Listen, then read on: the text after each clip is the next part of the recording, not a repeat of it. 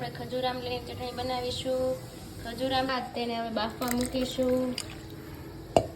ત્યારબાદ તેમાં ટામેટા મરચાંની કટકી નાખીશું, તો મીઠું એડ કરીશું, હળદર। ત્યારબાદ કુકરને બંધ કરીને 3 થી 4 સીટી થવા દેશું। હવે આપણું ખજૂર આમલી બોઇલ્ડ થઈ ગયું છે સરસ રીતે।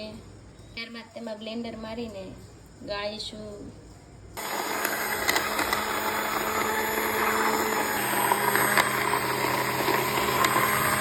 ચટણી બનાવવા માટે તજના ટુકડા, મરીનો ગોળ। હવે આપણે ચટણીને ઉકાળીશું।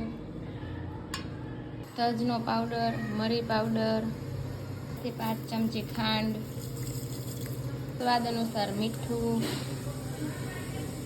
ધાણા જીરું પાવડર, ચમચી હળદર, 5 ચમચી લાલ મરચું।